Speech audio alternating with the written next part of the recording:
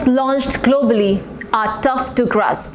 As per the reports, a mind-boggling 100 million startups are launched annually, but a very few are able to survive and thrive. Hello everyone, this is Anshu Jain from Qatarday and welcome to the inaugural episode of Qatarday Presents Startup of the Month, an exclusive segment showcasing the success stories of startups in Qatar. This segment is powered by 360 Nautica, a venture builder, helping these startups grow from the ideation phase to the sustainable state of business. 360 Nautica are the chapter owners of Startup Grind Doha and are also the partners of Microsoft for startups in Qatar. They have backed many successful business and are looking forward to many more partnerships. And today, on this special first episode, I have got with me a mission-driven entrepreneur who is passionate about innovation in education. Friends, please help me welcome the tech enthusiast and the educationalist, the founding member and CEO of ibTECHar Digital Solutions, Mr. Nayef Al-Ibrahim. Welcome to the show, Mr. Nayef. It is such a great pleasure that you have agreed to share your valued time and experience with us. Thank you, guys. Thank you for hosting me. Great. Mr. Nayef, 2015, and you decided to start something on your own, completely from the scratch. And today, your company owns 80% market share of innovation spaces in Qatar. We would want to know something about your journey. So my journey as a start, it was a combo of a number of things. One of them was me discovering my passion toward education. And that exploration was around maybe 2009, 2010, when I discovered my passion toward this specific industry. And it was when I graduated from Qatar University with a civil engineering degree and discovering this passion. So I started my career as a civil engineer with the call inside of me toward, shall I respond to my passion? Shall I do something about my passion? But I wasn't able to figure out how can I make a proper living out of this passion. And it took me some time to really process this question and process these emotions. And starting 2013, 14, the entrepreneurial ecosystem, the entrepreneurial scene, the entrepreneurial support between incubation, competitions, funding, mentoring, and all of that start kicking off in Qatar, and the ecosystem became much more vibrant about entrepreneurship as a subject. And at a certain point in 2014-15, I was on a crossroads between, okay, shall I continue my professional career as an engineer, or shall I respond to my personal call as an individual? And with the dynamic of the entrepreneurial ecosystem is being much more vibrant, I was like, you know what, this could be the opportunity for me where I can have this kind of shift in my career, where I can put my passion in a much more systematic way, where I can really have an impact to the community, but at the same time, it makes a proper living for me as an individual. And this was the birth idea of me joining ibTECHar as a founding partner and just doing that. That's really fascinating, but I'm pretty sure a lot of challenges you must have encountered along your way. How easy or how difficult it was to come up with this idea in Qatar? Well, it wasn't easy, honestly. It was so in terms of challenges, it could go into different verticals, between personal challenges, between the challenges of establishing a business as a company, and the challenges of the industry itself. So, for example, when it comes to ibTECHar Digital Solution and the unique kind of the turnkey solution service that we provide, it wasn't the model from day one. It took us 2 years to figure out this model between iteration. So as a company, we focus on providing a turnkey solution to the industry. And that means we bring new technology, we develop content, we provide professional development training. This wasn't the first day model. We went into the market in 2015 with an idea, okay, let's supply technology and let's try to sell it. It did not fly. And we were questioning why that did not work, why our assumption did not work on the ground. So it took us number of iteration, number of piloting between number of schools, number of teachers. And then we realized it's not about this component by itself as a solution. It's about really understanding what would the potential customers in the market would need and how that feedback would help you to really shape your model. So that took us 2 years to really understand that. This was one part of the challenge of really understanding the true value proposition for you as a business in such an industry. When it comes to building a company, it's my first time experience building company from day one, going to the office, trying to hire people, trying to post a hiring job on LinkedIn, all the way till thinking about marketing, sales, meeting customer, client, doing budgeting, sending proposals. So these are all small steps, but each one of them pushed me to really just sit down and figure out how can I make it happen. And this by itself, it was its own challenge in terms of really understanding these different components and building a company. True. And then on the personal level, as an individual, me quitting a job, a well-paid job, in such a community, whereas يعني it's really risky in the beginning. So the peers pressure, the social pressure. So it took me some time to be able to emotionally, intellectually be able to deal with these kind of pressures and to focus on it's a matter of time where you can build a venture, and by time the venture will create an impact, but at the same time a wealth that will pay off whatever perceived initial financial losses, kind of. As they rightly say, no pain, no gain. Definitely, so yeah, a lot of things are involved in any process. Sure. Great. We're talking about the challenges that you faced when you're talking about the infrastructure, the building, the personal challenges that you've encountered. But one of the most prominent factors that play a dominant role when you talk about startups is funding. Because startups are known to run on massive funding sprees, sure. right? So which all are the factors or entities which come as a support in front at the time while you were planning to start your organization and firm? At the same time, which other incubation centers were of great help in Qatar? So to us at ibTECHar, really one of the major support we got was from Qatar Business Incubation Center as one of the major key player in the entrepreneurial ecosystem. So, and to us, when we start figuring out our business model and our potential customers and all of that, we went and we showcase our process and our journey to the team there. And they already engaged us in their incubation program. So that specific activity, it really opened a lot for ibTECHar. It really empowered ibTECHar as a brand name, as a company. So we're able to have an official registration. We're able to have a bank account. We're able to go through the normal tendering process, given the fact that ibTECHar is a service-based company. It's not a product company. It's a service-based company. So with that, there is a certain procedure and requirements that the company should have, so we can be eligible to really access a kind of number of projects. So that support initially at the beginning of 2015-16, it really empowered ibTECHar to have a good position in the market, where we're able to really pull off a proper contracts with a proper financial values, and as a service model that really help us to hire the right team and grow along the way.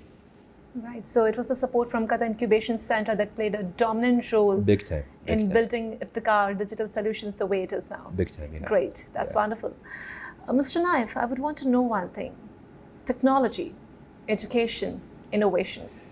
Three prominent elements that play a massive role in defining the entire system, I must say, not just education. Yeah. Where did this idea come up from, bringing all of this together? I know you were passionate about education, but then passion is one angle. Apart from that, what other were the factors that played a big role in determining this?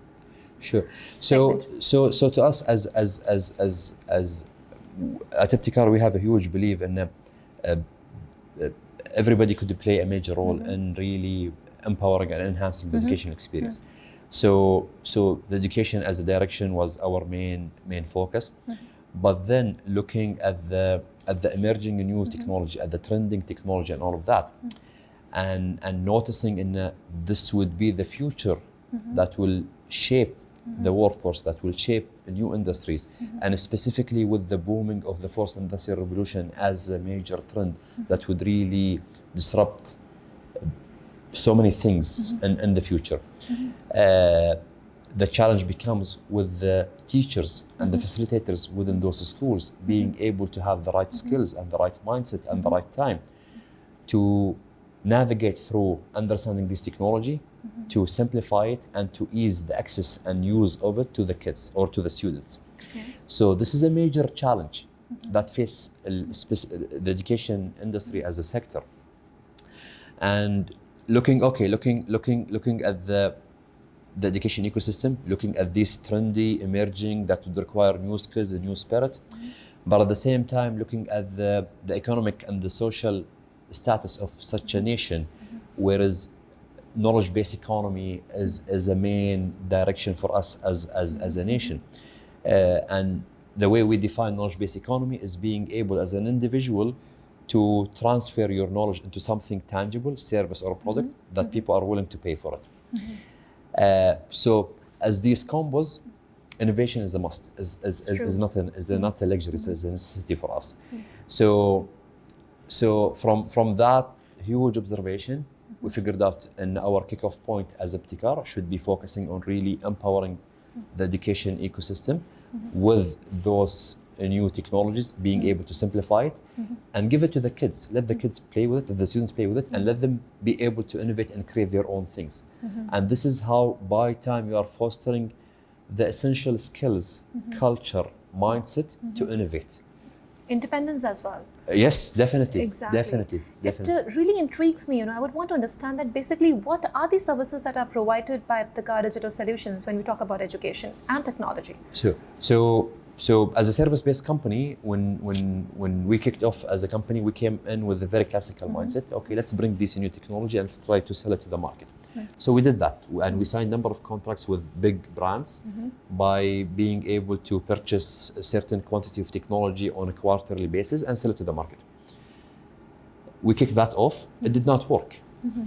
And we were struggling. We were trying to understand why it did not work, why there were no high demand on such a technology based on our assumption.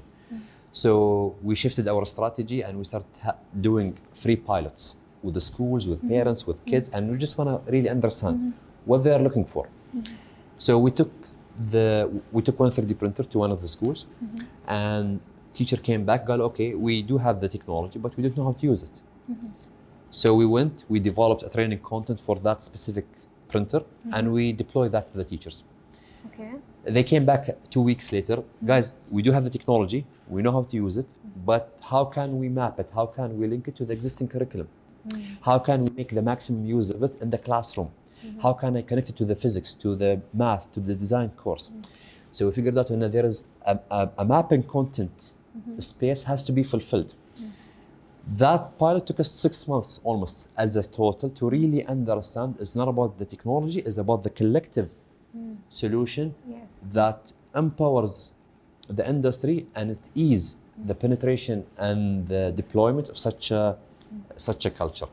So today, ibTECHar provides, we supply technology, we develop a content, we provide professional development training, and we design the full education experience from inception as an ideation all the way till operating it and delivering that. So what I can understand is you're basically designing the technology to ease out the education system. We design the experience.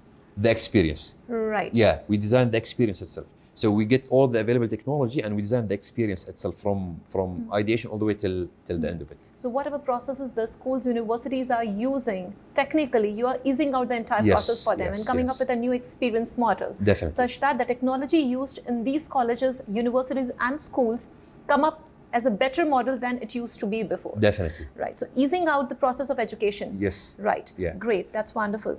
What all are the other services which are offered by ibTECHar Digital Solutions apart from in the field of education? So apart from the field of education, so basically in 2017, we start tapping into the innovation spaces. Like how can you have your own maker space at school, at a certain center and all of that. That specific penetration, it helped us to really enter the area of supporting entrepreneurs and the entrepreneurship ecosystem. So we got awarded Cubic Fab Lab, Qatar Business Incubation Center Fabrication Lab as an operator from the private sector to operate that on behalf of the client, which is QDB and Qatar Business Incubation Center, supporting startups, supporting SMEs, supporting entrepreneurs. So we're using a similar technology, much more complex, with a much more complex team in terms of skills and know-how. And with that, we support startups, SMEs, and entrepreneurs either with developing their products, so they come in with a certain idea in terms of hardware products. We help them with the design and fabrication as an initial prototype, or we help them with gaining skills. So some companies, they would like to really upskills their technical team internally.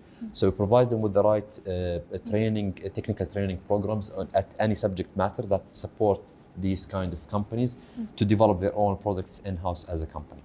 So we moved from education all the way till the entrepreneurial scene, but relying on the same know-how, the same technology, and the same operational business model as a turnkey solution.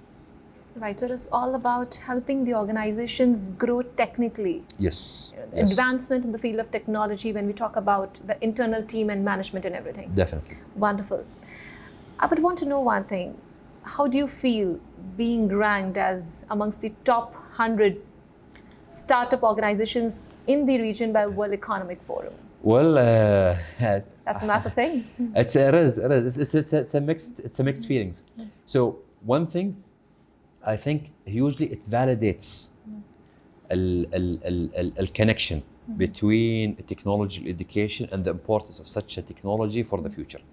So such a recognition, such a acknowledgement, it validates that direction for us. And from the other side, it raises the pressure on us. You know what? Now you want to be the right model. So you always need to work hard to define what is the right model, and how do people believe in you do have the right model to do things. You see what I mean? So from one side it's a validation, from the other side it's a challenge that you always need to keep up with. That's wonderful. I would want to know, when you're talking about that, yes, definitely the efforts put in by you, it validates. As the word validates multiple things. But what kind of clients should be approaching you? Who all can be your potential customers? So today, after 5 years in terms of experience in this space, specifically in Qatar, definitely the education sector, and all age group in education sector, between students, between learners, and between educators. I think this is one huge sector. Beyond that would be potentially a healthcare sector in terms of doing their own R&D and initial prototyping for products and ideas. I think we can serve hugely there. We can talk about the aviation industry in terms of supporting the technical and the engineering teams or the engineering students within the aviation industry or the aviation college, in terms of deploying this kind of new technology and how they can really use this technology, of understanding how this technology will disrupt the spare part logistics and spare part operation in the future. So this is one potential sector. Beside that, I think the transportation sector, specifically the rail, the same thing with the spare part and the deployment of such a technology. So if this company, they do have their own skills and their own tools of developing their own spare parts, I think the future is gonna go toward that direction. Here where I think us with this modest experience in developing and upskilling the skills is we're gonna be a value added for these sectors if they wanna really tap into looking and deploying this new technology for their future operations. I'm pretty sure this looks really exciting, and all the potential customers will definitely be contacting you soon. Inshallah. We have seen the big, colorful Senia bus in quite a few places like Darbalsai, Kitcom and all. We would want to know about it. I mean, what exactly is that? The big, colorful buses. Yes. That's So this is Sana bus. So the bus was launched in 2017, and when we started in 2015, all the way to 2017, it was really hugely exploration the market and try to understand. And we noticed one thing: before 2017. And anytime we go and pitch the potential and the vision to any potential client, it comes across and you don't have that capacity, you don't have that capability. It comes across that your credibility will be challenged and questioned as well.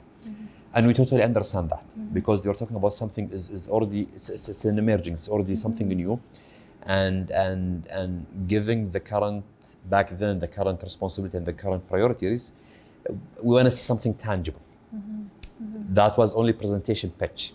Right. It's not tangible. And specifically when it comes to education, it's about the outcome on the individuals. So still it's a long journey to see that value and that outcome, that impact.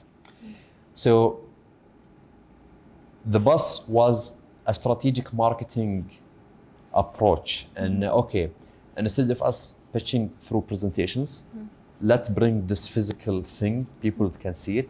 And through that thing, people can see the layout, the sequence of the process, how can we move things from an ideation all the way to the final product, what are the steps. Let us see them a content through a project, so they can see this project, for example, a car kit. So they can see it at the design stage, they can see it at the production stage, they can see it at the assembly stage, they can see the electronics integrated with the hardware itself, so they can see it tangibly. And then it will be much more visible for them in terms of impact and outcome. So that was the main objective of doing the bus, and we did the bus. And it exceeded our expectation in terms of the feedback and the attraction that we got on what possible things. So before that, I used to have a very hard time to really penetrate, to be able to set meetings with decision makers and all of that. And I totally understand the reaction back then. Having said that, we were totally new in the market. But after the bus, we start getting invitation and joining team to talk about strategies. It's wonderful. We want to deploy innovation in education. How should we go about it? Shall we go with this brand or shall we go with that brand? Is it about the technology? What else could come with it? Tell us. The conversation flipped.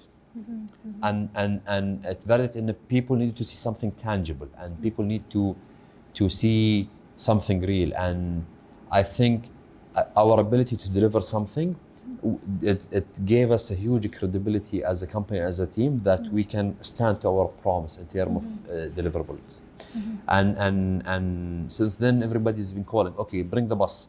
So that was the purpose. And you want to see the bus and these public events and these public areas and these gathering where people could come and see. So besides marketing, it's even, it should help people to have a new perception. So for the parents, will be an investment question. So in the future, where should I invest for my kids? So because this new technology, they haven't been taught using this technology. But now with them having an access to that, to that bus, seeing it, to them, it's going to help them to have a much more informed decision on where to invest for our kids in the future. Mr. Nayef, I'm curious about one thing. This technology, when you were talking about regarding the parents and everything, it can be bought only by universities, schools, or by the individual as well. And if it can be bought by the individual, what exactly will it have to offer for the individual? I mean, I would want to know about the exact service that you offer in terms of education. Sure. So as the nature of the market, and for us as a service company, when we kicked off in 2015 all the way till 20, we've been exploring which will be the right business model for us. From the magnitude of the project and the magnitude of the financials, it was the B2B. Big tenders, big projects. The government is very optimistic. The government investing in education and innovation as a priority. So there is a huge expenditure over there. And for us, it's a huge market that we always need to grow our team to fulfill that demand. COVID-19 came in place and it really flipped that equation. Is it? Yes. But I thought that with COVID-19, with this pandemic coming into place, everything has become online. I mean, that situation, the model has altogether changed. Technology is playing a dominant role right now. So the nature of our experience as a technology enablers, it requires hands-on. So the kids have to have a hands-on experience. Right. And with that, you need to have the mentor, physical coach. Presence. Yeah, Yes. physical presence. So it was B2B, specifically covering the schools, covering these big industries. with the COVID-19, that model is not feasible anymore. You can't do that. So this is a huge hit, and specifically with the financial stress on the COVID-19, the clients are being conservative about their expenditure. So the forecast would not be as what used to be before that. But what happened in the load of the educational experience has been shifted from school's teacher to the parents. Yeah. So parents are getting more responsibilities toward their kids' educational experience. So it's about making sure in Huma they do have the proper infrastructure, the proper connectivity. They are already up to date with their schedule. They are fulfilling their homework. So there is a huge responsibility on the parents. And it's a new skills that the parents has to go with. So for the parents is a frustration, is a huge frustration. So here to us, and I was like, okay, would it be the B2C model moving onward, giving this opportunity? And today, how can we bring innovation corners to each household in Qatar with a very accessible, cheap price? So each house could have their own innovation corner next to their coffee corner, and you can have this virtual mentoring with existing mentors, giving them training on how to use this technology. Beside that, you can give them consultation hours if they want to develop their own products. So it's from price-wise, it should be able to match the B2C, the parents' investment capacity. But at the same time, it's not about the infrastructure, it's about the plan itself, the schedule, and how you are fulfilling that, and how you are supporting the kids beyond the training, where the parents could see a huge return of investment out of such engagement with ibTECHar using these kind of services. So what we did, we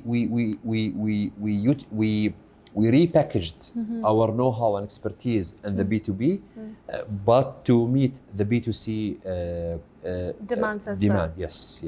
So looking at the current scenario, the situation, you have remodeled it, I can say. Yes. Looking at not just focusing on business to business, but business to commercial individuals as well. Yes. Yeah. That's wonderful. We have seen most of the startups failing. I mean, nearly, as per the reports, just of all these startups that are being built, just 2 to 3% are able to survive annually. What is the key mantra, according to you, for the sustainability of startups? And definitely this can be a message to all the budding entrepreneurs and startup owners who are planning to have something. And I think it's about the financials, bottom line. Yani, is your startup able to make money to sustain and to be live, to stay live in the market? If not, خلاص, you already knocked out. But if you are able to really sustain, then okay, at least you can stay alive. But then the question become, okay, how can we grow? How can we go bigger than that? You see, but fundamentally, if there is no attraction on you as a company in terms of service or a product, then that means the chances are very, very, very, very, very low. So as long as, and this fundamentally means that you are providing something that adds value to the people. Yeah. It's either B2B or B2C. Definitely makes sense. Yes. So يعني, the financial is byproduct of the value that you provide. So fundamentally, if you provide a value to the market, to the existing ecosystem, then people are willing to pay you, either it's a B2B or a B2C. If not, then there is something wrong with your model itself. That is such a key point. That's such an important message, that the most important factor that plays a dominant role in determining the success of any enterprise is its capacity to add value to its customers. If it has no value, that's foremost thing that is visible, that is clear, is it wouldn't sustain. So it should add some value. At the same time, people must have the financial support, the financial stability that would play, again, one of the most important factors in determining the success of your enterprise. Right. That was such a great experience having the conversation with you, and we wish you all the very best, Mr. Nayef. And thank you for being a part of our show. Thank you so much. Thank you for this opportunity. Thank you. So friends, I was in conversation with the founding member and CEO of ibTECHar Digital Solutions, Mr. Nayef Al-Ibrahim.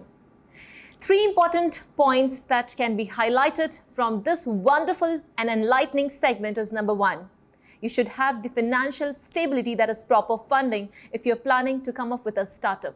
Number 2, having the right idea is of utmost importance, along with the right determination and approach. Number 3, ensure that the product that you are bringing to the market should add some value to the customers, because only if it is of some service, if it is going to add value to the customers, that is only going to be your sellable point. So keep doing the good work, have the right passion, determination, and you will be able to achieve whatever you are willing to do in life. This is Anshu Jain, your host for Startup of the Month series. And for more such videos, keep following Qatarday on Instagram, Facebook, and Twitter.